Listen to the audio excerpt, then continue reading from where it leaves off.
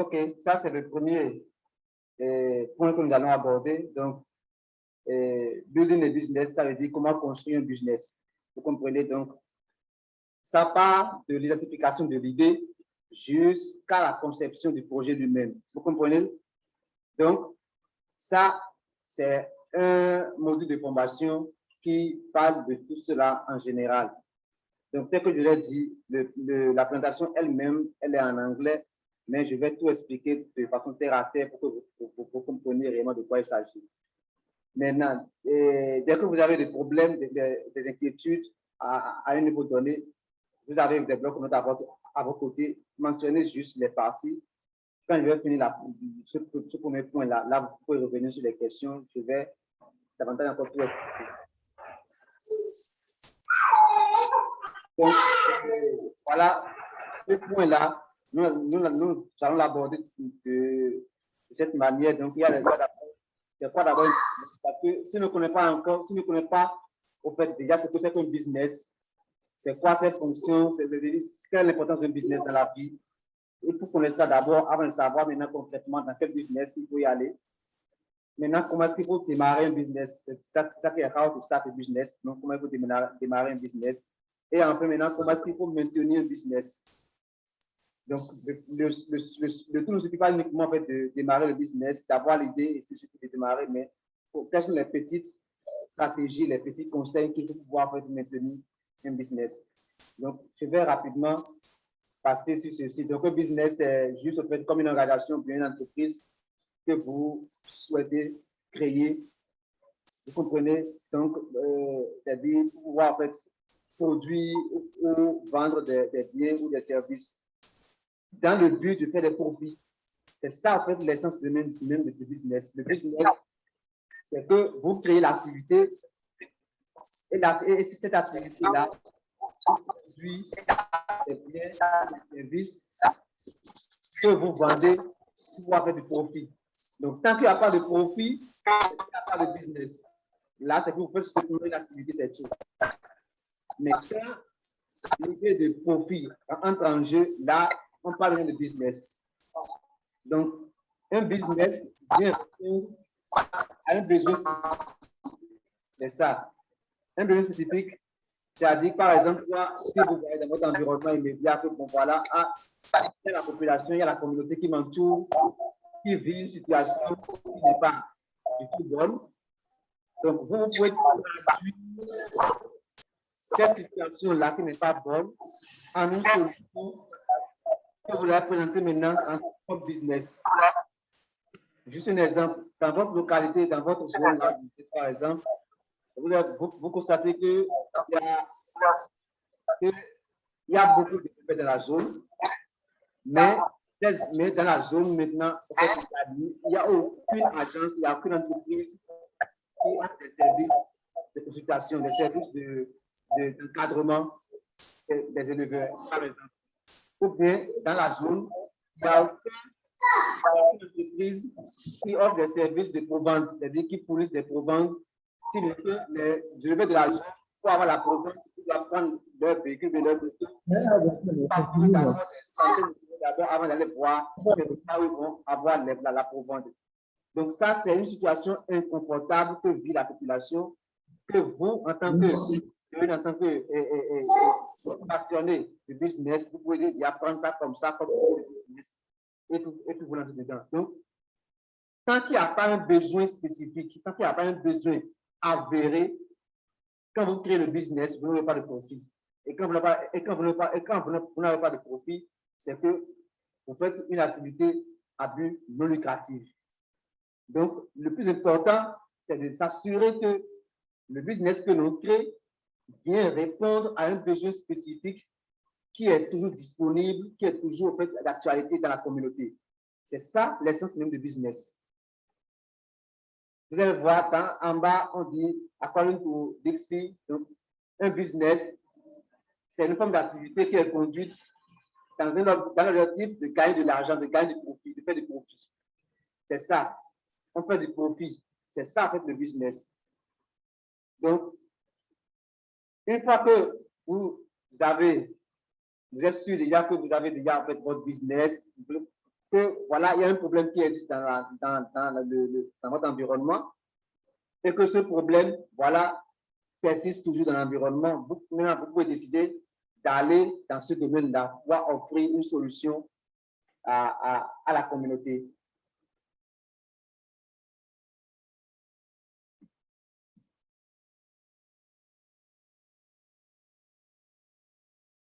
Donc, il y a plusieurs types de business. Voilà, tel que vous le voyez ici, il y a pratiquement 4 types de business. Donc, il y a le business, ce qui nous concerne maintenant, c'est surtout les deux qui sont au milieu, service business. Donc, c'est les business qui fournissent juste des services. Comme par exemple, quand vous créez une entreprise et que vous faites des formations, vous faites des consultations, vous donnez des conseils aux producteurs, vous donnez des conseils à ci, à ça. Ça, c'est un business de service.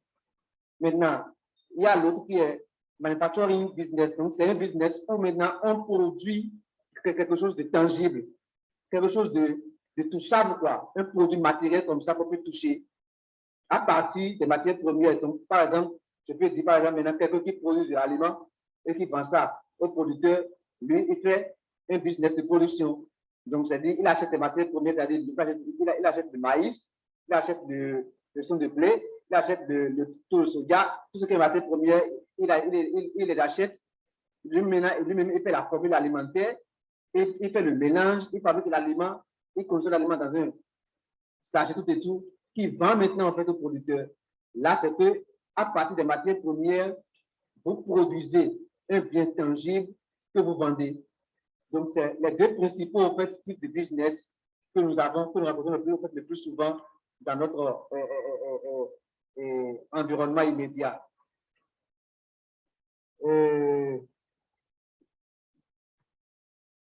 Maintenant, comment est-ce qu'il faut démarrer un business? Donc, premièrement, il faut d'abord être sûr que votre idée de business, elle est réelle et que ce n'est pas basé sur du faux.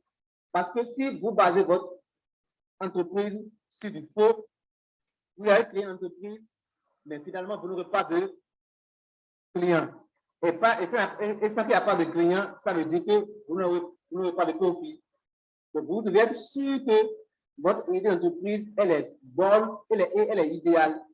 Donc, c'est pourquoi je disais tout à l'heure que vous devez partir d'un problème constaté dans l'environnement, un problème que votre population vit et qui n'est pas confortable, qui n'est pas profitable à cette population-là. Et c'est de là maintenant que vous tirez maintenant votre idée de projet. C'est ça. Donc, une fois que cela est fait, vous devez maintenant passer maintenant à la rédaction du business plan lui-même. Donc, voilà l'idée de projet que j'ai. Maintenant, comment est-ce que je compte maintenant aller vers le développement de ce projet-là? Comment est-ce que je compte maintenant mettre en place ce projet, ce business-là? C'est ça, en fait, le business plan.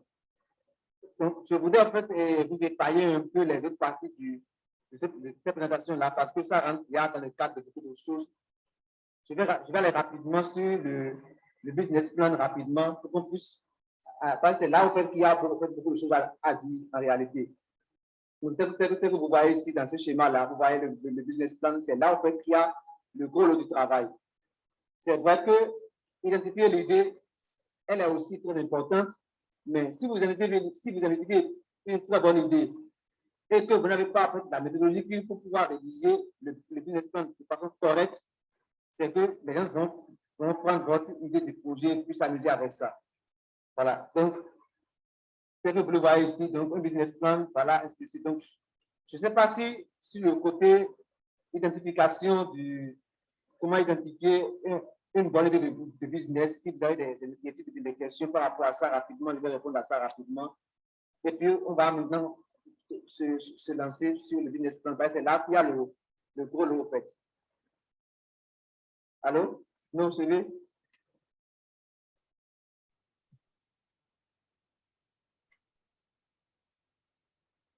Allô?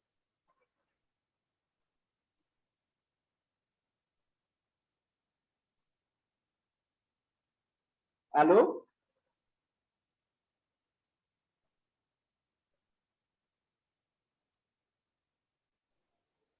Oui, ça va, on peut continuer. On peut continuer. De mon côté.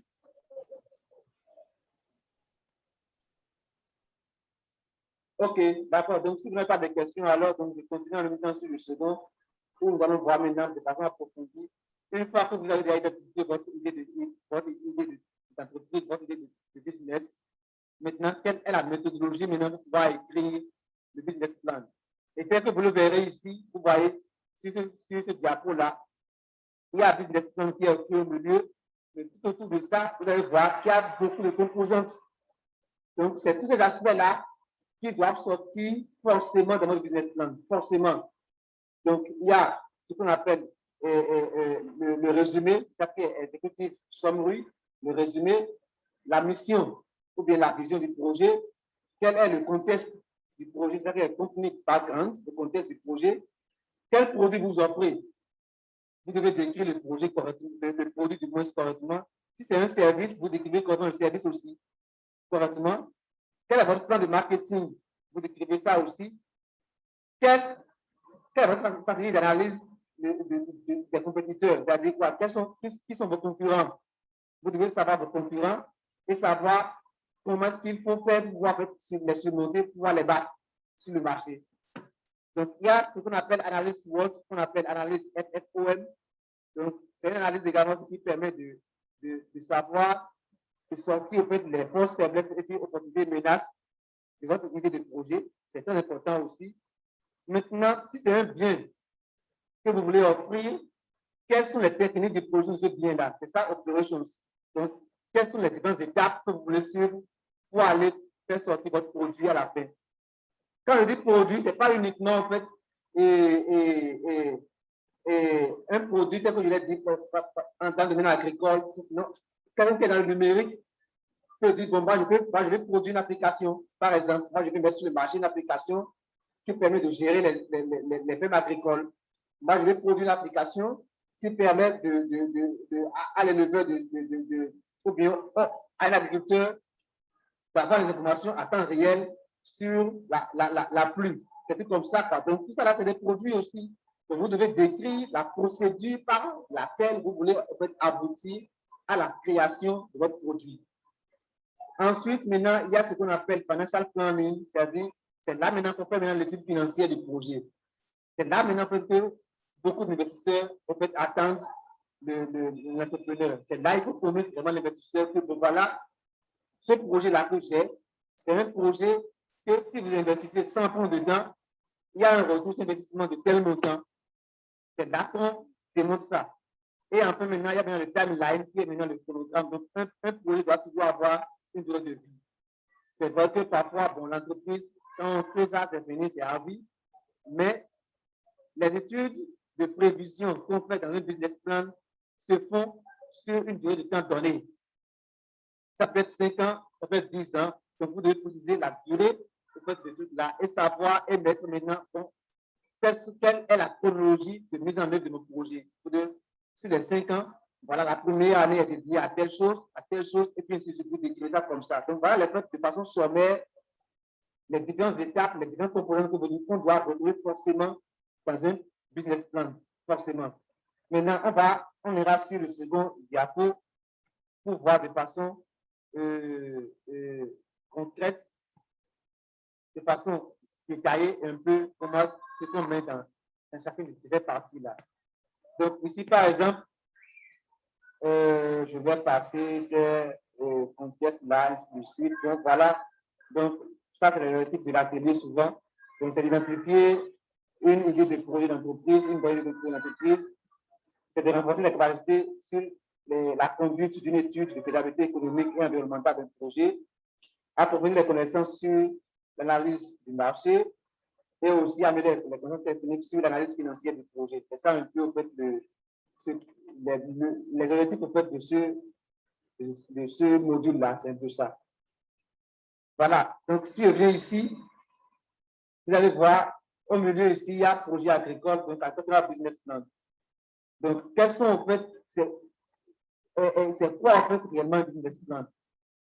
Et c'est quoi son utilité? Donc, vous allez voir que ici, c'est dit que d'abord, un business plan d'abord détaille l'activité future d'entreprise. Ça pousse les objectifs de celle-ci et définit les besoins. Vous comprenez donc, dans notre business plan, on devait on doit avoir une idée claire sur l'activité que vous voulez mener, quels sont les objectifs que vous fixez, quels sont les besoins en termes financiers, en termes matériels et en termes humains, et quelle est la stratégie d'action que vous pensez mettre en place. Qu'est-ce qui prouve que votre activité va marcher plus que l'activité que mène un individu X à côté? Qu'est-ce qui prouve ça? Qu'est-ce que vous apportez de meilleur, de plus que ce que lui il fait déjà? C'est là, c'est le business plan qui vous permet, qui vous donne la possibilité d'expliquer tout ça là. Le business plan décrit également la façon selon laquelle l'entreprise fonctionnera. Donc, une fois que l'entreprise est installée, comment est-ce que ça va fonctionner? Donc, ça permet, dans le business plan aussi, tout ça aussi est détaillé. Le fonctionnement de l'entreprise aussi est détaillé dans le business plan. Ça démontre également les méthodes, les modes possibles d'opération de l'entreprise et si celle-ci est un bon investissement du point de vue financier ou pas.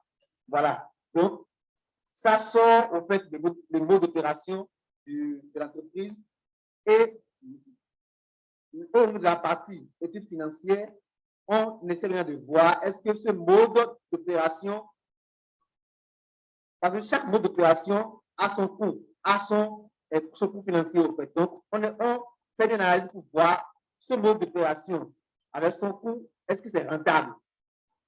C'est le business plan qui apporte cette information-là.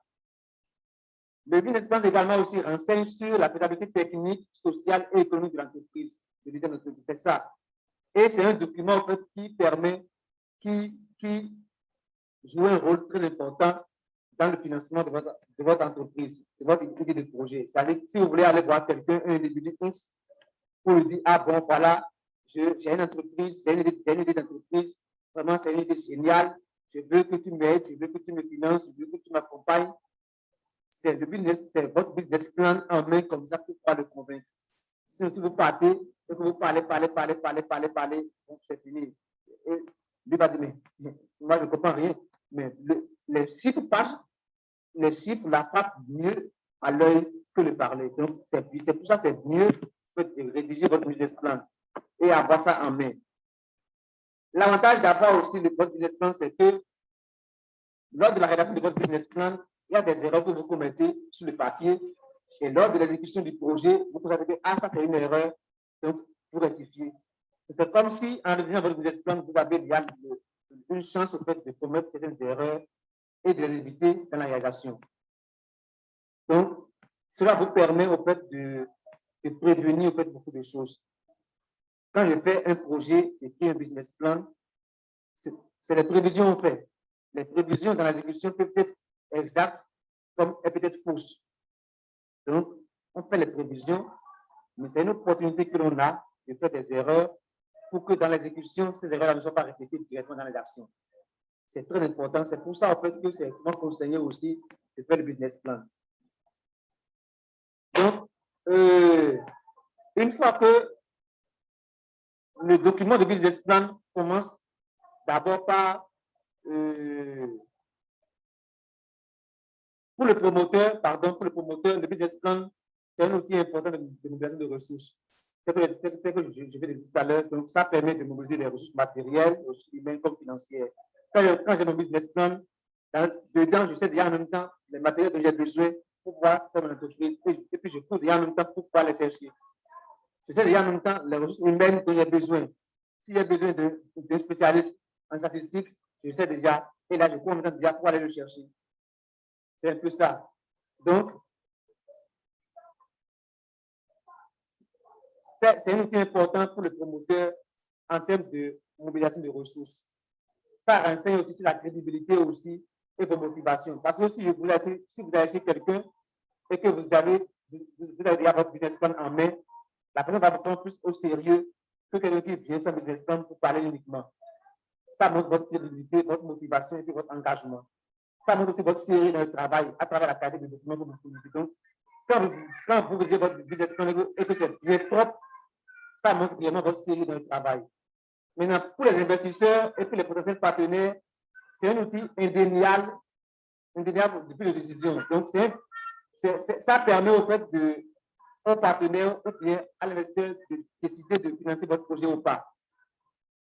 C'est pour ça que, en voulant rédiger un business plan, on met tous les soins possibles pour que ce soit le fond comme la forme soit OK, soit bien propre.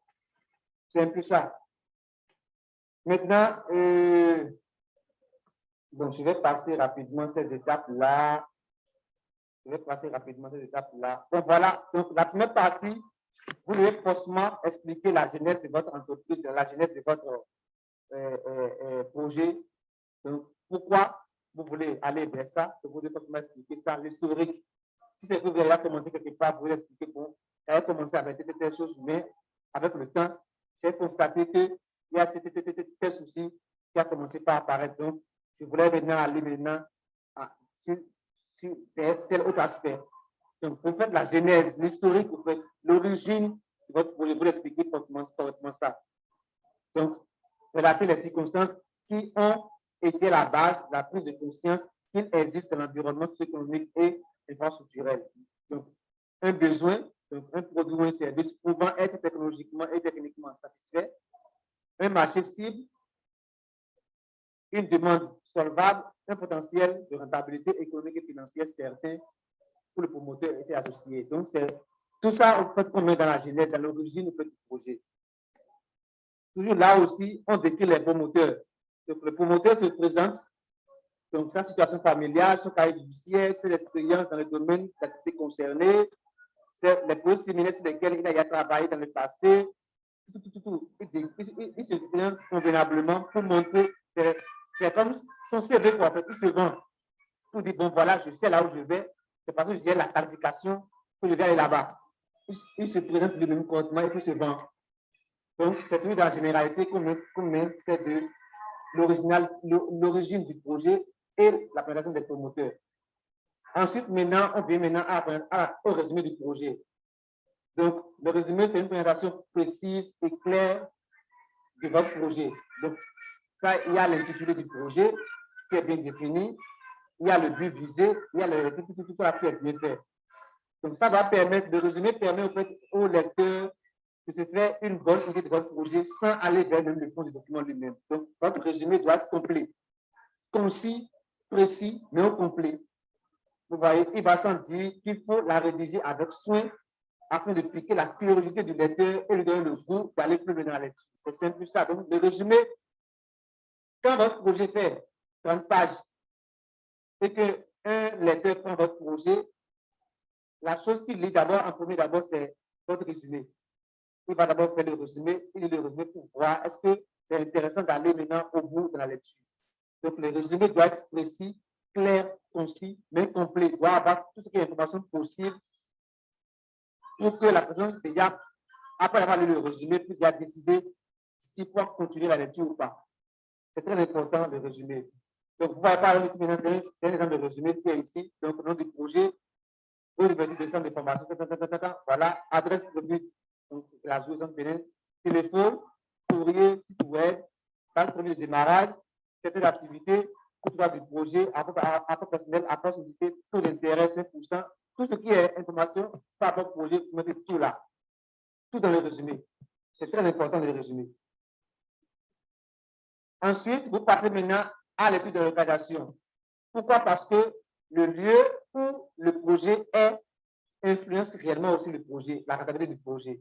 Parce que si vous identifiez un besoin à Z et que vous allez maintenant à Calavi pour aller créer une entreprise là-bas, vous voyez qu'il y a problème. Parce que rien ne prouve que le besoin qui existe à Z existe également aussi à Calavi. Donc, si le besoin existe à Z, vous devez tout faire pour installer le projet correctement à Z. Donc, il faut faire l'étude de l'organisation du projet en justifiant l'existence d'un site d'implantation du moins destiné au projet et pouvant être la propriété du promoteur. Donc, il faut faire le choix du site par des impératifs de rentabilité, de fonctionnement à mon lieu de l'entreprise, de maîtrise des coûts de sécurité. Par exemple, supposons que je vais faire un élevage de pisciculture et que j'ai devant moi deux sites différents. J'ai un site à Z et un site à Calavi. Le site qui est à Z, son coût, c'est à 1 million, mais le site qui est à Calavi, son coût, c'est à 2 millions. Directement, sans penser, sans réfléchir, les gens vont en même temps se jeter sur le site qui est à Z parce que c'est mieux coûteux, traitement comme ça. Mais il se pourrait que si vous prenez le site qui est à Z, quand vous produisez, le marché local n'est pas là pour consommer votre produit. Donc, vous serez obligé de transporter votre produit de Z à Calavi pour pouvoir le vendre. Donc, le coût de transport sur votre projet, sur le coût de transport de votre bien, tout ça là, ça risque au fait de hausser votre coût de production. Donc, on fait un calcul d'abord harmonieux pour voir quel est le site maintenant qui va plus arranger.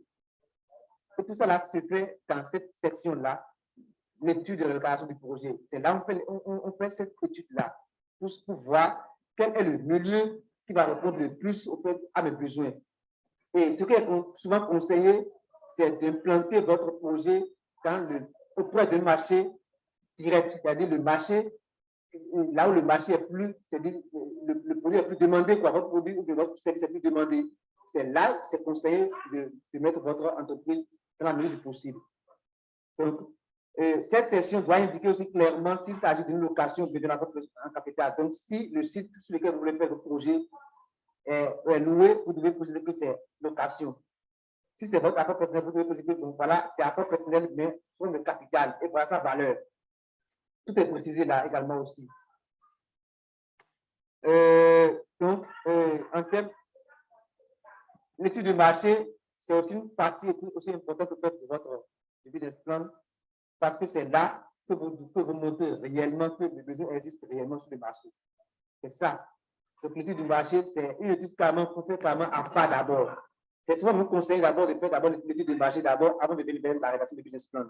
Donc, on fait d'abord l'étude du marché pour s'assurer réellement que le produit ou le service que je vais offrir, il y a un marché qui existe pour ça. Et ce marché-là, on essaie d'abord de le quantifier pour dire, bon, voilà, sur mon produit-là, dès que je vais finir de le concevoir, par an, voilà la quantité de personnes, le moyen de consommateurs que je peux avoir. Donc, c'est très important de faire cette étude-là pour pouvoir savoir, pouvoir estimer votre clientèle. Non seulement estimer la clientèle, mais aussi identifier vos concurrents. Qui sont vos concurrents? Un concurrent, c'est quelqu'un qui offre le même service ou bien qui offre le même produit ou bien un service ou bien un produit similaire que vous. Ou bien un produit substituable, c'est-à-dire quoi? Si je pars au marché, quand je suis du gari, et que je ne trouve pas du gari, si je trouve tapioca, je vais le prendre. Donc, deux personnes qui vendent et gari et tapioca, c'est de la somme des concurrents. Parce que l'un ou l'autre vend des produits substituables. Si je cherche du gari, que je vois du gari, je trouve tapioca, je vais vendre tapioca. Donc, un concurrent, ce n'est pas uniquement quelqu'un qui vend le même produit que moi, non, mais quelqu'un qui vend un produit similaire, un produit semblable ou un produit substituable au mien. Donc, vous devez lister tout ça là au cours de votre étude de marché. Quels sont les matériaux dont vous aurez besoin pour pouvoir installer votre projet, votre entreprise? Vous devez tout lister et savoir déjà en même temps quelles sont les entreprises sur place, sur votre site, dans votre environnement là, qui peut déjà vous offrir ces matériels là et à quel coût. Donc, tout ça là se fait déjà dans votre étude de marché. C'est très important. Donc, là aussi, on fait déjà des projections de vente. Donc, voilà, en fonction de ma clientèle, qui est constituée de telle catégorie de personnes, voilà la quantité de produits que je peux vendre. Voilà comment est-ce que mon chiffre d'affaires peut évoluer dans les 5 prochaines années. Donc, on fait déjà des projections, toujours dans l'étude du marché. Donc, voilà, votre stratégie commerciale. Donc, les stratégies de marketing, c'est aussi très important. On a pu parler dans le schéma là. Ils ont mis une stratégie de marketing. Donc, vous devez décrire votre projet, votre produit ou votre service correctement pour montrer aux gens. C'est une manière déjà de vendre déjà votre produit ou votre service aux gens sur le papier. Donc, si c'est par exemple un poisson que vous voulez produire, poisson fumé, vous devez mettre des photos de poissons fumés là correctement pour attirer les gens qui disent c'est ça ce que vous avez produit. Donc, quel est votre produit? Faites une description détaillée de votre produit et ou de votre service et ses caractéristiques, de sa qualité. Donc, c'est une manière de vendre votre produit ou de votre service. Donc, quelle est votre politique de prix? Donc, à quel prix achète-t-on votre produit? Quel montant de vente atteindrez-vous? Identifier les politiques de prix envisageables, déterminer les différents indicateurs permettant d'évaluer l'efficacité de la politique de prix. Donc, vous devez savoir, vous devez définir pour mon produit là, comment est-ce que je vais définir le prix de mon produit? Comment? Vous devez savoir ça. Tout ça fait partie de la stratégie de marketing. Également aussi, quand j'ai mon produit, quels sont les canaux de distribution? Comment est-ce que mon produit sera vendu? Vous devez savoir ça aussi. Donc, tout ça là est décrit là. Dans la stratégie de marketing, tout ça là est décrit là. Donc, comment ferez-vous la distribution de votre produit? Aussi, les canaux de communication. Est-ce que c'est vente directe? Est-ce que c'est dans les restaurants, à travers les grossistes, les ventes en détail, tout ça, vous devez tout préciser. Tout. Quelles sont les stratégies de promotion? Donc, s'il y a des promotions que vous voulez parfois, donc voilà, je fais des promotions. Donc, si quelqu'un achète un produit chez moi, je lui offre un produit en plus. Donc, s'il y a des stratégies, vous les développez dans votre stratégie de marketing correctement pour montrer aux gens que, bon, voilà, ce que vous voulez faire pour pouvoir gagner le marché. Donc, voilà, tout ça, c'est les trucs de communication, les brochures, les dépliants, les cartes d'affaires, les annonces classées. Vous pouvez même aller créer des pages Facebook, des pages WhatsApp, des pages, tout ça, pour pouvoir toujours rendre visible votre activité de production. Donc, je vais vraiment rapidement. Donc, études techniques, c'est maintenant là où il faut préciser et développer correctement la procédure par laquelle vous voulez offrir le service. C'est ce que tout à l'heure on a vu et qu'ils ont appelé operations dans le schéma là. Donc, c'est ça l'étude technique. Quelles sont les procédures de fabrication des produits que vous voulez mettre sur le marché? Vous devez décrire ça pour que les gens puissent savoir, donc voilà la procédure de fabrication et savoir si est-ce que cette procédure-là, elle garantit une meilleure qualité de produit à la fin. C'est ça. Donc, vous devez tout décrire dans cette partie-là. Donc, décrire les diverses technologies possibles, s'il en existe plusieurs, motiver le choix de la technologie retenue par celle existante. Donc, tout ça là, se fait là pour décrire correctement la procédure de fabrication de votre produit. Si c'est un service, quelle est la procédure par laquelle vous voulez offrir le service à vos, à vos clients? Vous devez préciser ça correctement.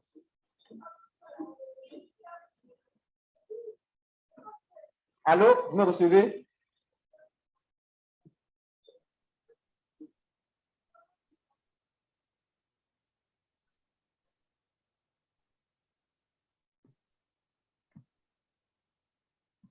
Allô?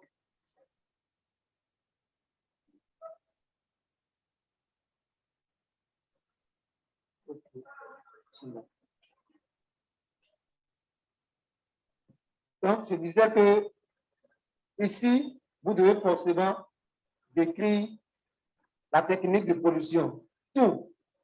Depuis l'acquisition de la matière première jusqu'à la fin, vous devez décrire forcément ça.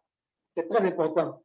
Vous devez décrire ça pour montrer aux gens vraiment que non seulement vous maîtrisez là où vous voulez aller, vous maîtrisez le domaine dans lequel vous voulez entreprendre, mais également aussi, vous voulez produire, vous voulez concevoir votre produit suivant une technologie qui assure la qualité finale du produit à la fin. C'est très important de préciser cela. Donc, vous voyez, tout ce qui est main-d'œuvre qui va entrer dedans, les qualités, tout ça est décrit dans l'étude technique. C'est très important de préciser ça à ce niveau.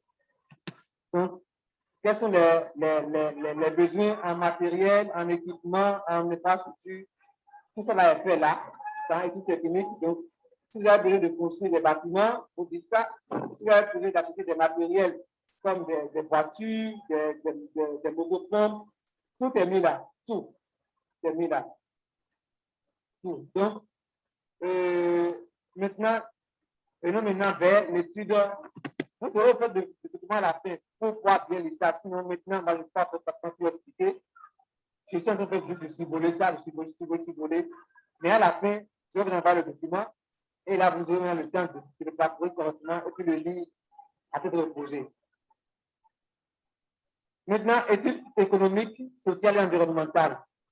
Donc, l'étude économique, c'est de démontrer la valeur ajoutée de chaque année. C'est-à-dire, quel est l'impact, quel est le changement sur le plan économique, social et environnemental que votre entreprise veut apporter. Vous devez préciser ça. Maintenant, ces changements-là, sont-ils négatifs ou positifs? Vous devez préciser si c'est des changements négatifs ou positifs. Donc, au cas où c'est des changements négatifs, vous devez en même temps prévoir des mesures d'atténuation, des mesures de correction de ces changements négatifs-là. Donc, c'est ici que tout ça là se fait. Vous devez faire l'étude, l'impact de votre activité sur le plan économique, social et puis environnemental. Comme par exemple, si je prends par exemple maintenant sur le plan environnemental, par exemple, je prends une ferme d'élevage de volailles qu'on veut installer peut-être à Boycon, sans ville de Boycon. Donc, l'impact négatif que ça peut avoir sur le plan social et environnemental, c'est que c'est les odeurs. Vous voyez, les odeurs, par exemple, les plantes vont dégager des odeurs qui peuvent indisposer la population, surtout celles qui sont dans les environs immédiats. Donc, si vous avez déjà que, voilà, il y a ce problème-là, il y a ce impact négatif-là que vous pouvez avoir sur l'environnement social, en même temps, dans votre projet, vous proposez en même temps déjà des stratégies d'atténuation, des stratégies pour pouvoir réduire ça. Comme par exemple, définir une stratégie de gestion des déchets sur votre ferme pour éviter, par exemple, que les odeurs soient trop. Voilà, donc, tout ça, là, ça se prévoit déjà dans votre business plan. Tout. Là, quand quelqu'un prend votre document et qui veut le lire, c'est que vraiment, vous êtes soucieux vraiment du social et de l'environnement. Parce que si vous faites votre business plan et qu'on voit que votre projet a plus d'impact négatif sur l'environnement que d'impact positif, ça dégoûte. Aujourd'hui, maintenant, surtout maintenant, quand on parle de changement climatique, quand on parle de dégradation de la biodiversité, quand votre projet a un impact négatif sur l'environnement, ça dégoûte automatiquement. Qu'elle soit, ça peut être le plus rentable du monde entier, ça dégoûte. Donc, il faut s'assurer réellement que votre projet a le moins possible d'impact négatif sur l'environnement, sur le social et sur l'économie. Au contraire, on veut des projets qui ont un impact positif considérable sur l'économie de la population, sur la vie sociale de la population et sur l'environnement de la population. Donc, sur le social, voilà, indiquer tout élément social de nature à justifier certaines options stratégiques prises par le projet ou de nature à empêcher l'exploitation. Énumérer l'ensemble des réalisations sociales et infrastructurelles prévues pour améliorer le cadre de vie de vos employés ou de la population et en fait une estimation. Donc, tout cela est mis dans cette section-là de votre business plan. Je rappelle rapidement en fait qu'il n'y a pas un plan fixe pour un business plan. Un business plan, il n'y a pas un plan universel pour ça. Non. Mais il y a des éléments capitaux qu'on doit voir dans le business plan. Et ce sont ces éléments-là que je suis en train de parler avec vous brièvement. Donc, il n'y a pas un plan fixe pour un business plan. Chaque structure, par exemple, si vous allez maintenant à la banque pour vous demander du prêt, la banque a son carnaval. Si vous allez au niveau du FNDA, par exemple, le Fonds national de développement agricole, eux aussi, ils ont un carnaval. Donc, chaque structure qui finance des projets a son carnaval. Donc, il n'y a pas un carnaval type pour un business plan, mais il y a des éléments qui sont communs à tous les business plans, à tous les carnavals. Et ce sont ces éléments-là que moi, je présente ici et que j'essaie de partager avec vous. Donc, c'est juste une parenthèse que je vais juste faire rapidement avant de continuer. Donc, comme je l'ai dit tout à l'heure, sur le plan environnemental, vous devez indiquer les mesures préconisées pour la protection de la biodiversité. Donc, si dans votre projet, il y a des impacts sur la biodiversité, des impacts négatifs sur l'environnement, vous devez préciser, voilà, il y a tel impact négatif, mais je peux faire telle chose pour pouvoir remédier à cela. C'est un peu ça. Donc, vous devez forcément faire ceci dans votre plan d'affaires. Surtout si c'est un projet agricole, c'est fortement demandé. L'étude de faisabilité environnementale est fortement demandée. Si c'est un projet agricole, c'est hyper demandé. Si vous allez à la banque avec un projet agricole, ils vont vous demander est-ce que ce projet-là a un impact négatif sur l'environnement? Ils vont vous demander ça forcément. C'est très important. Donc, la dernière partie, votre plan d'affaires qui est assez important, c'est l'étude financière. Donc, c'est là que vous montrez réellement maintenant que 100 francs que vous investissez dans votre projet vous rapporte tel montant. C'est très important. C'est là maintenant que le gros lot se joue. Donc, pour pouvoir faire cela, je vais un peu rapidement, je vais quitter le PowerPoint pour aller. Moi, par exemple, je suis dans le secteur agricole. Donc, j'ai conçu moi-même des applications d'ASL pour pouvoir faire ce genre de cette partie-là, la partie financière-là. Donc, je vais gérer dans ce classeur Excel-là pour vous montrer un peu ce serait mieux que de parler en lettres, en fait. Donc, je gérer dans le classeur pour vous montrer un peu les différentes parties en fait, de cette section du plan d'affaires. Je crois que ça va être ici.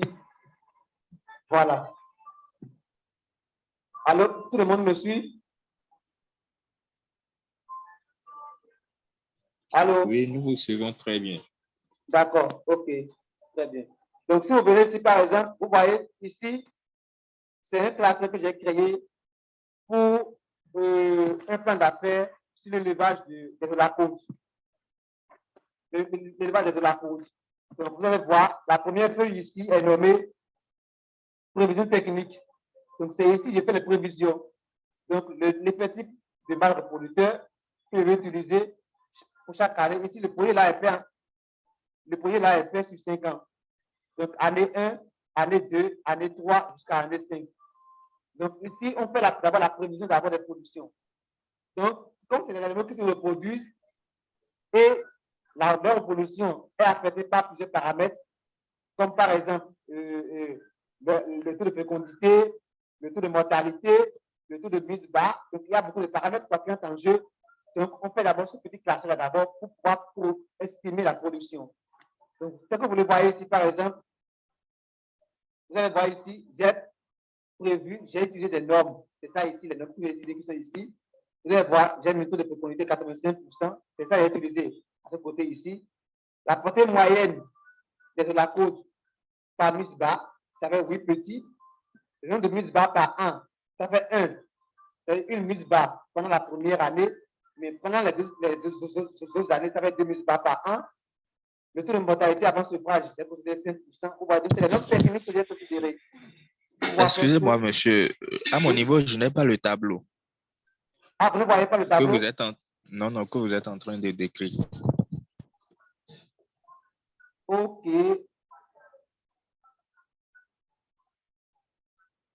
C'est bon maintenant? C'est venu? Voilà, c'est bon maintenant.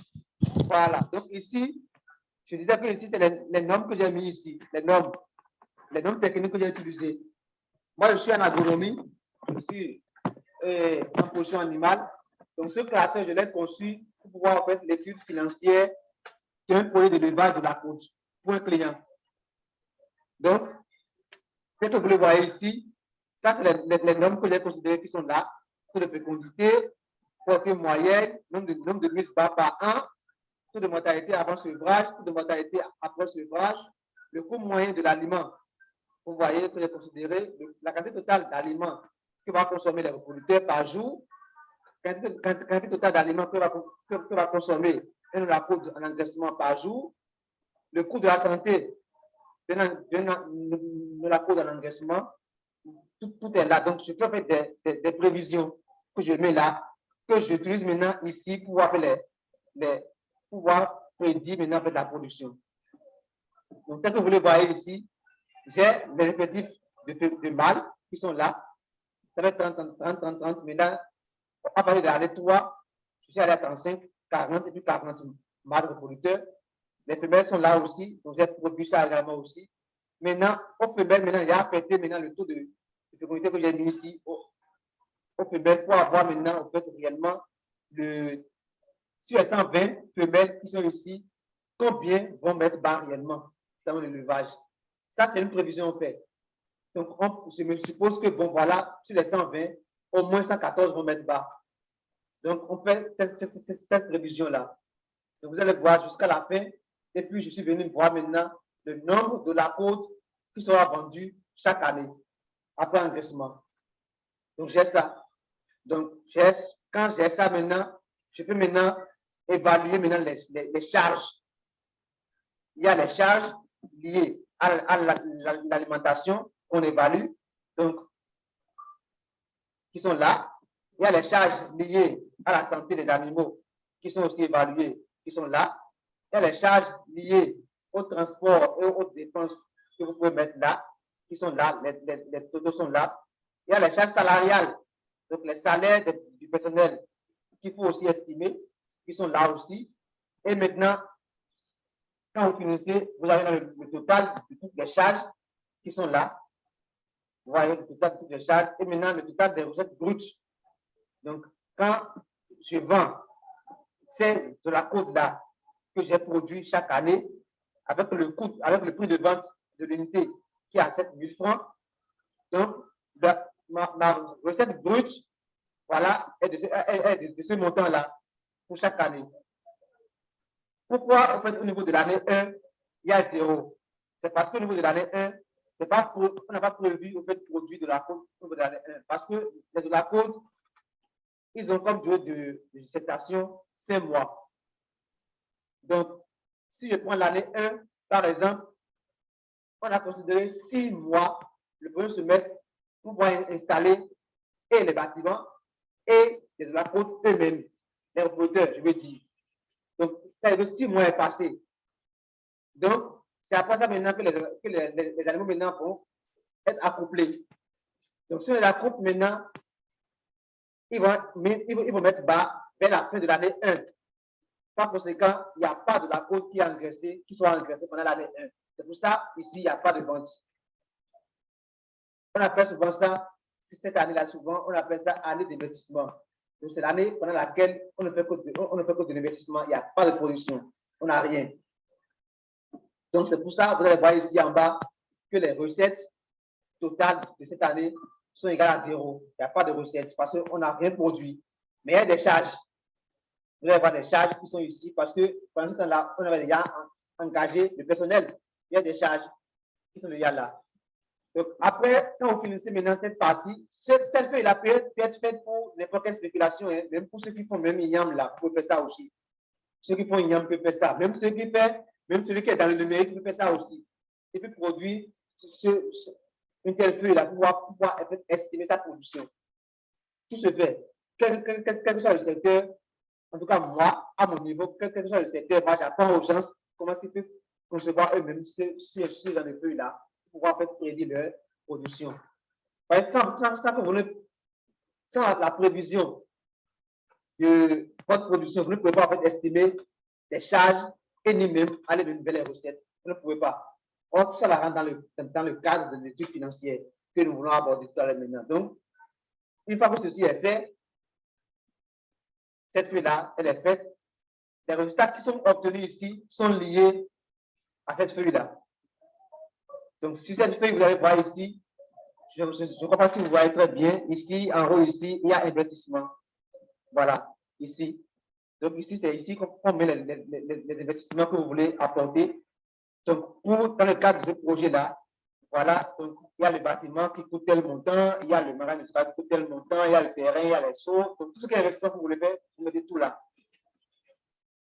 Et ça vous sort le total qui est là, 11 millions et quelques. Voilà.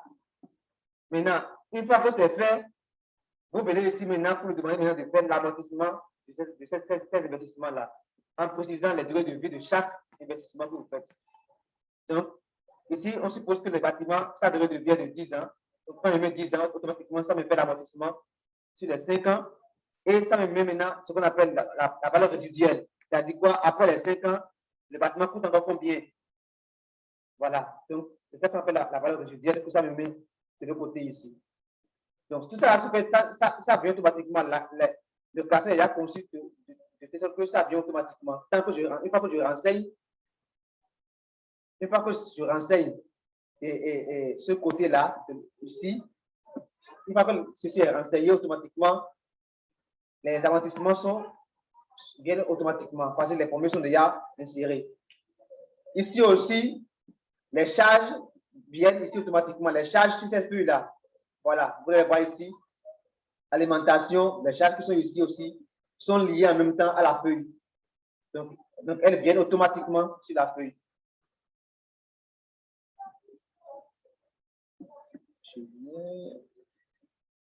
Je vais essayer, voilà.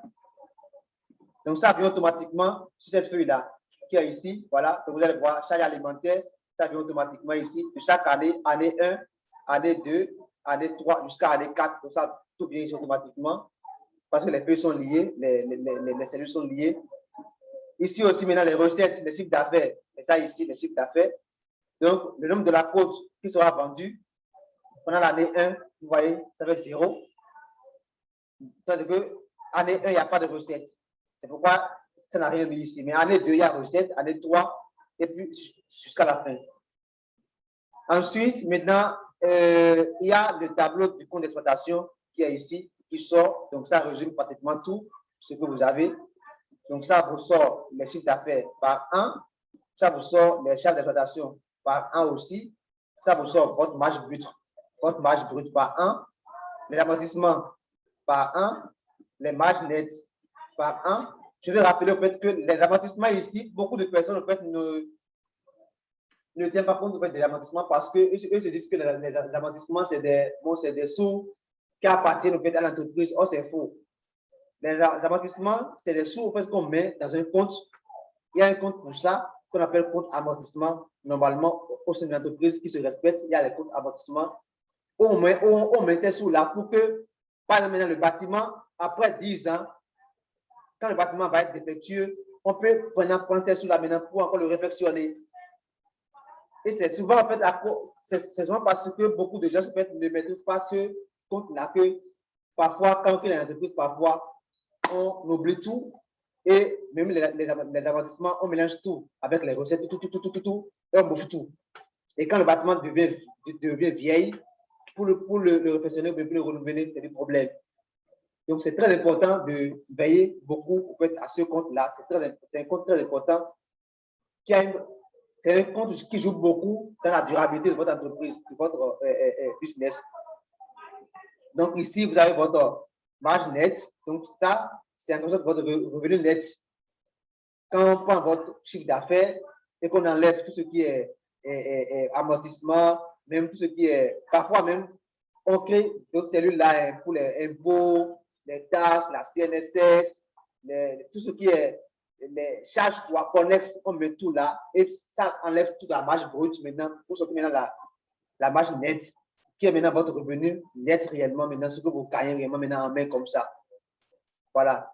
Et ici, vous avez votre cash flow qu'on appelle aussi la CAF, la capacité d'autofinancement qui est donnée aussi. Ici, vous avez votre coût total de projet qui fait 15 millions et quelques qui est là. Et maintenant, le délai de récupération de votre investissement. C'est-à-dire que pour ce projet-là, maintenant, quand le monsieur va investir les 11 millions, voilà, qui sont ici, voilà, où sont les 11 millions d'investissement ici, voilà, quand il va investir les 11 millions, c'est dans 4 ans qu'il va en fait, récupérer ces 11 millions-là qu'il a investi. Donc, c'est un peu ce que cet indicateur-là dit. Donc, si je viens ici, bon, c'est un tableau qui présente aussi le coût total du projet, donc qui est là, les 15 millions qu'on a vu tout à l'heure de l'autre côté, qui sont répétés là. Donc, ici, ça résume et les investissements qui sont là, qui font les 11 millions, et maintenant les charges d'exploitation, qu'on appelle encore les besoins en fonds de roulement, FDR, qui sont là, et la somme des deux maintenant fait le coût total du projet qui est donné ici. Maintenant, ici, ça nous sort maintenant la vanne à 12%, la vanne à 12% et le taux de rentabilité interne. Donc, vous avez ici la vanne qui est là, qui montre à 12% près quelle est en fait la rentabilité, quelle est en fait ce que votre entreprise produit comme valeur nette. Et ici maintenant le taux de rentabilité qui vous donne maintenant une idée sur à quel taux près votre entreprise, votre activité est rentable. Donc, dans ce cas ici, c'est à 16%. Donc, tant que votre prix, votre taux de rentabilité interne est supérieur au fait à 12%, qui est considéré pour faire la vanne ici, ça veut dire que votre activité est rentable. Mais une fois que votre taux de rentabilité interne est en dessous les 12%, ça veut dire que votre activité n'est pas rentable. C'est un peu en fait, l'interprétation qu'on fait de la vanne et du tri, du taux de rentabilité interne. Donc, c'est quand tout ceci est fait que je commence maintenant par copier ces tableaux-là un à un pour aller maintenant les compléter dans mon business plan et puis je les commente. Donc, je prends d'abord le tableau des investissements, je le copie, je vais dans Word, je colle et maintenant je commente. Voilà le coût total de l'investissement est à temps, composé de 6, et puis on commence ça légèrement et puis et c'est comme ça, on fait ça. Ça, c'est la méthode basique d'études financières, ça. Sinon, il y a la méthode encore plus compliquée qui s'utilise aussi, mais ça, c'est la méthode la plus basique que la majorité des institutions demandent. Donc, les informations que la majorité des institutions demandent, quand on vous demande business plan, bon, voilà ce qu'ils demandent en majorité. Sinon, si on veut faire un business plan de façon correcte, il y a encore des analyses financières encore plus poussées qu'on fait en sortant le tableau de trésorerie. On calcule aujourd'hui la vanne à plusieurs taux pour voir son évolution. Donc, il y a plusieurs choses qu'on fait quand même pour pouvoir montrer encore davantage la rentabilité financière du projet. Donc, ceci, c'est un exemple de classeur que chacun de vous, quel que soit votre domaine, vous pouvez produire ça. Vous pouvez produire ce classeur-là chez vous, dans votre domaine, et puis l'utiliser pour pouvoir faire votre activité. Avec ça, c'est plus facile parce que vous n'avez pas besoin maintenant de prendre calculatrice à chaque fois, calculer, pas calculatrice, et puis les mettre dans Word. Non, ici, le travail est fait automatiquement. C'est juste pour copier et coller et commenter. Voilà, c'est tout. Donc, légèrement, de façon sommaire, voilà un peu ce que je vais vous dire par rapport à l'étude financière. Donc, l'étude financière, ça comprend le tableau sur les investissements, le tableau sur les investissements techniques qui est ici, le tableau sur les prévisions de production, ceci. Donc, qu'est-ce que vous voulez produire, quelle quantité vous voulez produire, les tableaux sur les charges, tout ce qui est charge, vous faites des tableaux pour ça, tout ce qui est charge, vous faites des tableaux pour ça. Et maintenant, les tableaux sur les recettes, également aussi ce que vous vendez. Et maintenant, le compte d'exploitation qui est à la fin, ici, que vous prenez à la fin. Pour monter, bon voilà, le compte d'exploitation, avec maintenant la vanne et le tri qui accompagne ça. Donc, voilà, de façon sommaire, ce que je peux vous dire, ce que je peux partager avec vous par rapport à comment rédiger un plan d'affaires. Bon,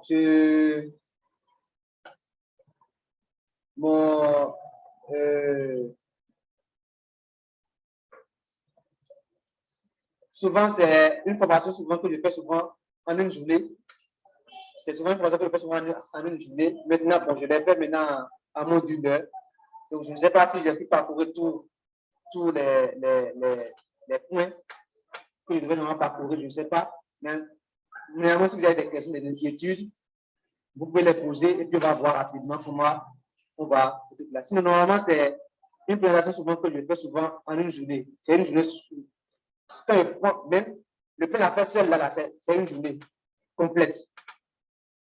Même les études financières, partie financière seule, là, parfois prend 4 heures de temps. Prend 4 heures.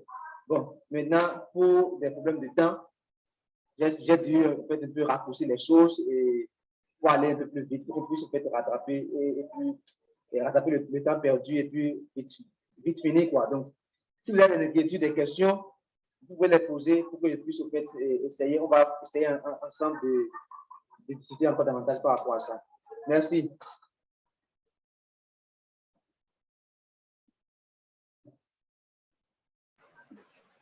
Merci, monsieur, pour votre présentation. C'est très intéressant. Et je remercie aussi ceux qui sont restés en connexion et la parole vous est déjà donnée. Si quelqu'un a des questions, que la personne prenne rapidement la parole pour parler.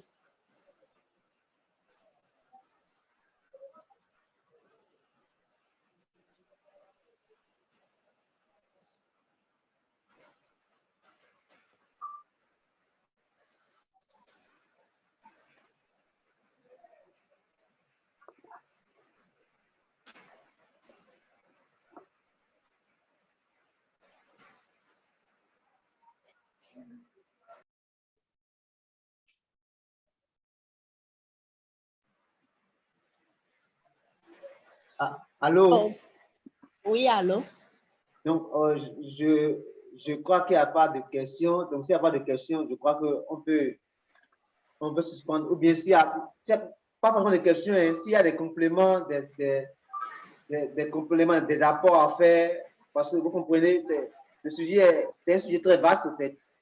Donc, s'il y a des apports, s'il y a des suggestions, des trucs comme ça, vous pouvez prendre la parole et puis les faire, quoi. Des apports, des choses que je devais normalement peut-être souligner, que je n'ai pas pu souligner dans la présentation.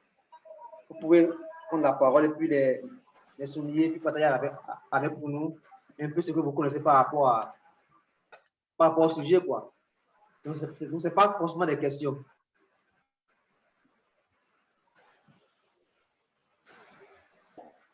D'accord.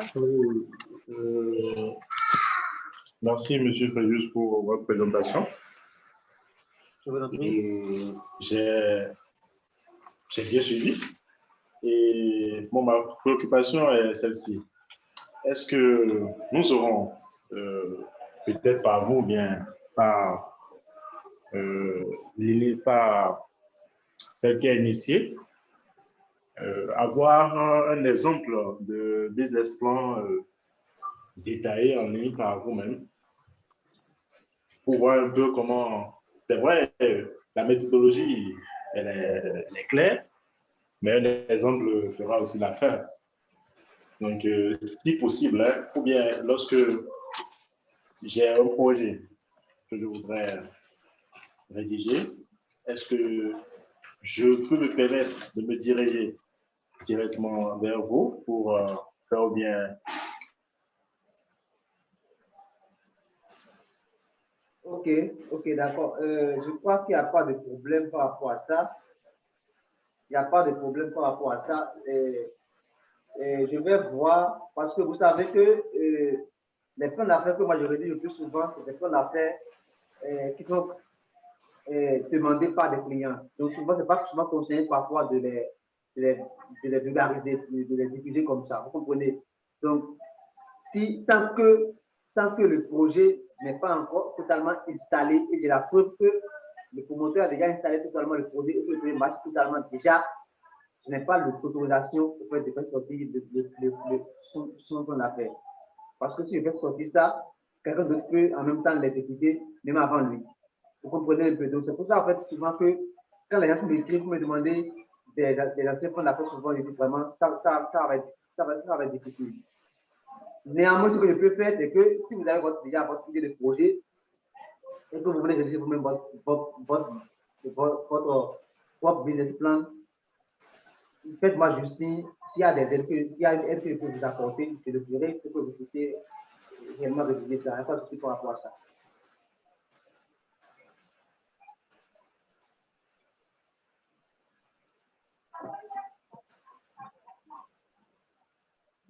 Allô?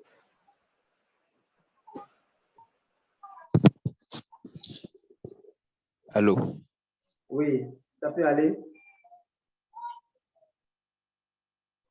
Je crois que celui qui a posé la question, je ne sais pas s'il est toujours là, mais moi, j'ai quelques questions à votre endroit, si vous le Oui, permettez. il n'y a pas de souci. Allez-y. D'accord. Déjà, je tiens à vous remercier pour le temps accordé. C'est un plaisir. Ce n'est pas facile. J'ai constaté que vous êtes allé vraiment très vite. Il y a beaucoup de choses, hein, et je me demande, est-ce qu'on pourrait encore avoir le temps de parcourir tous ces points-là dans le moindre détail avec vous? Ça, c'est déjà mon inquiétude d'abord au premier point. Maintenant, deuxièmement, je voudrais savoir, par rapport à votre présentation, là, vous avez parlé du taux de rentabilité interne. Est-ce qu'il pourrait arriver que le taux de rentabilité interne euh, aille jusqu'à 100% ou dépasse même 100%? Qu'on peut avoir un projet au fait rédigé comme ça? Euh, L'autre chose, si nous sommes en train de postuler à une offre qui devait subventionner ou qui devait accompagner des projets, est-ce à nous de leur demander le canevas qu'ils ont à leur niveau ou nous exécutons juste, nous rédigeons juste le projet en fonction de n'importe quel canevas. Voilà mes préoccupations. Merci.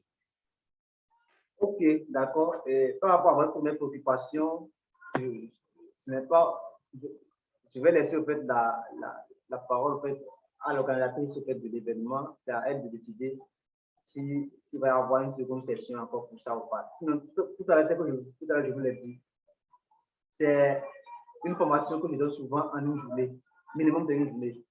On commence à 8h, 8h à midi à 13h, mais 14h, on prend une pause, et de 14h à 17h, 18h parfois, on termine. C'est une formation d'une journée entière. Et là, on a le temps de parcourir tous les recours. On a le temps aussi de prendre des exemples typiques. Vous pouvez voir sur mes diapos, à des niveaux, je mets en parenthèse exemple temps. Donc, c'est les exemples en fait, parfois quand je prends, quand je suis au fait s'il y a le temps et puis je suis en formation présentielle, quoi, vous comprenez. Donc, là, on a le temps et puis on parcourt correctement tout ensemble. Et puis, on va en profondeur de chaque détail. On va chaque détail. Donc, je vais laisser au fait le privilège au fait, aux organisateurs de l'événement. C'est à eux de voir si leur canevas, si leur calendrier permettra quand même d'organiser encore ça. C'est à eux de voir ça. Maintenant, par rapport à votre seconde question, par rapport aux rentabilités internes, oui, il y a des projets parfois quand vous rédigez, ça peut aller à 100%. Et pourquoi ça va souvent à 100%? C'est parce que vous investissez très peu, mais vous gagnez beaucoup. Quand c'est comme ça, quand vous investissez très peu, si le projet ne nécessite pas en fait beaucoup d'investissement, mais le retour est conséquent, votre taux de rentabilité peut être élevé, totalement élevé. Comme par exemple maintenant, quelqu'un qui est juste assis au bureau, il travaille simplement sur son ordinateur, il conçoit des choses et puis vend à des prix vous comprenez, donc des logiciels qui peuvent vendre pratiquement à 20 millions, 50 millions. Or, il est assis sur son ordinateur pendant 2 semaines, 3 semaines, et puis il a développé son logiciel.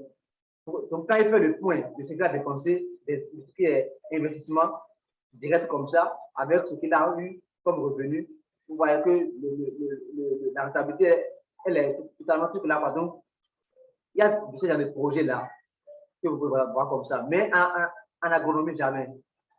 En agronomie, vous ne pouvez pas voir un projet dont le taux de rentabilité soit élevé jusqu'à. Même quand on va, même 50% de la sécurité, on réfléchit même d'abord, en fait. On réfléchit d'abord. Mais si on quitte le domaine agronomique, quand on va dans le domaine financier, parfois même ça peut dépasser même 100%. Le domaine financier, les entreprises financières, les entreprises qui sont dans le business financier, là, ça peut dépasser même 100%. Donc, c'est un peu ça. Maintenant, problème de par rapport au canevas. Par exemple, maintenant, tout à l'heure, j'ai parlé du FNDA, le Fonds national de développement agricole, qui lance souvent des appels pour pouvoir subventionner des producteurs, des entrepreneurs. Quand ils lancent souvent comme ça, ils mettent en même temps, au fait, en annexe le canevas pour poursuivre. Soit le canevas est bien en annexe, soit ils demandent dans l'appel de passer à leur siège pour prendre le canevas.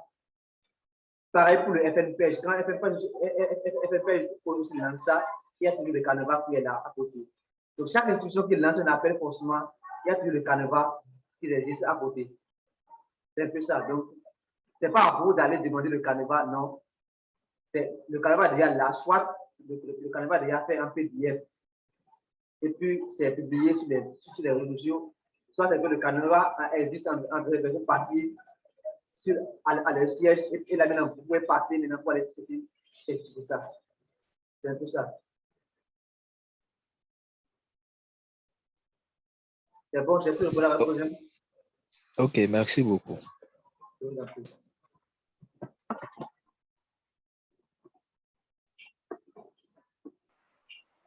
Ok, si personne ne veut plus parler, moi j'ai une préoccupation.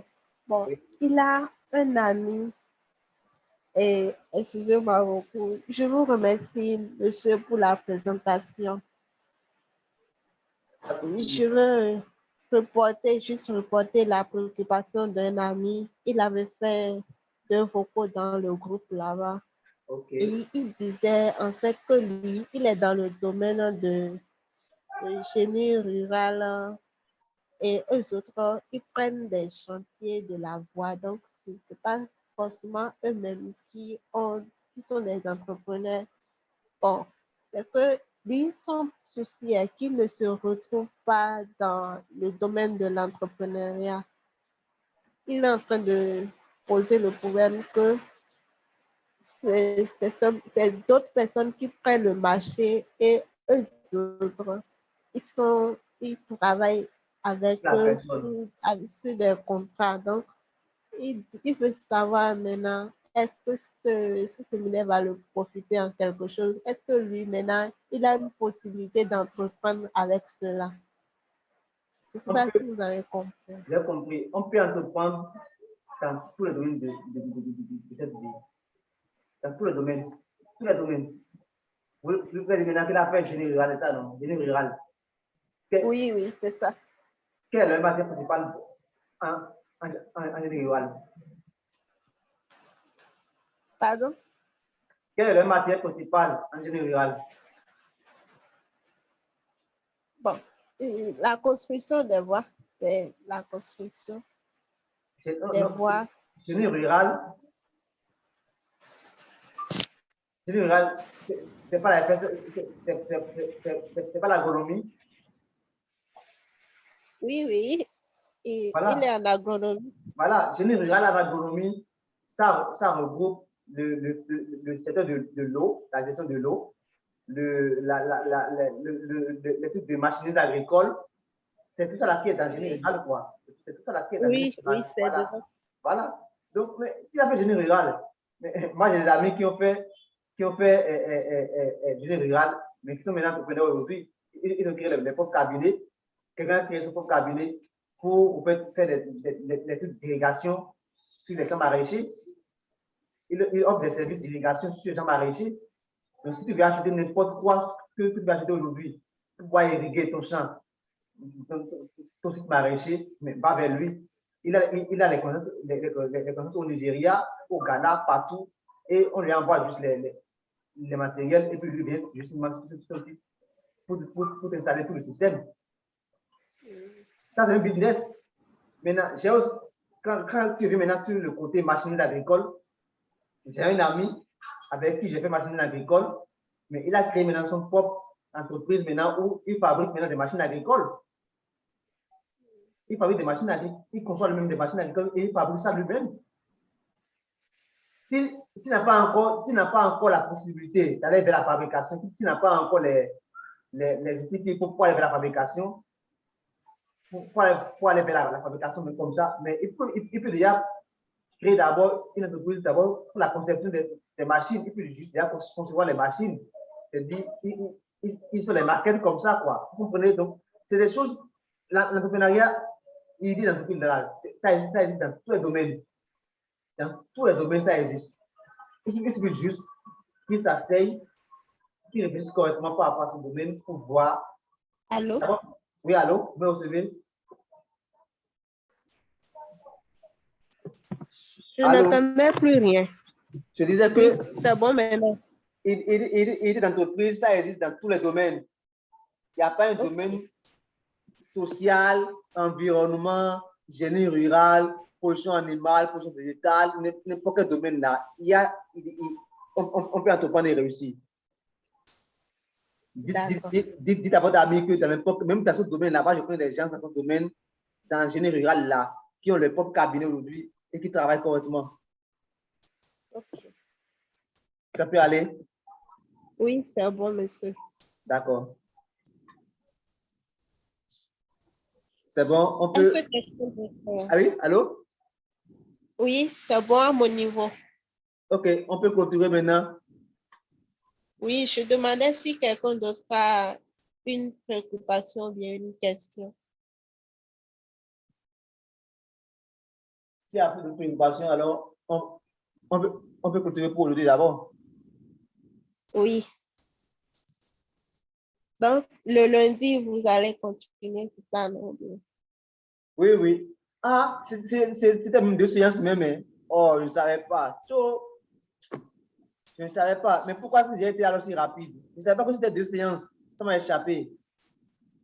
Ah, ok. Oh, je ne savais pas que c'était 2 séances. Sinon, j'allais juste faire une partie et puis le lundi, je vais faire la seconde partie. Ce n'est pas grave.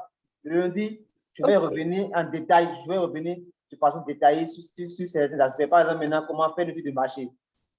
C'est Oh, très important. Hein? Ok, c'est bon. Je vais décrire, je vais expliquer la méthodologie pour pouvoir faire une étude de marché. Et ensuite, maintenant, comment faire une étude d'impact environnemental. Donc, comment, surtout pour nous qui sommes en agronomie, comment est-ce que je peux faire une étude d'impact environnemental pour savoir si que mon projet a des impacts sur l'environnement. Comment savoir ça? D'accord. Voilà. Ok. D'accord, merci beaucoup, monsieur. Je vous en prie, c'est à moi de vous remercier. Je remercie aussi tous ceux qui ont pu rester avec nous jusqu'au bout. Ceux qui n'ont pas pu également aussi, peut-être que c'est la tempête, peut-être que c'est la connexion qui les a dérangés. La prochaine fois, ils auront la possibilité de nous assister aussi. Oui. On laisse faire. OK, d'accord. Donc, s'il n'y a plus rien, monsieur Jean-Christian Loanou et monsieur Joseph, on peut se dire à la prochaine. Oui. Bon, vous pouvez arrêter la séance à votre niveau, comme c'est vous qui avez commencé. Voilà, voilà. Non, j'attendais juste au fait le haut et des deux autres là, quoi, pour pouvoir arrêter. D'accord, c'est bon.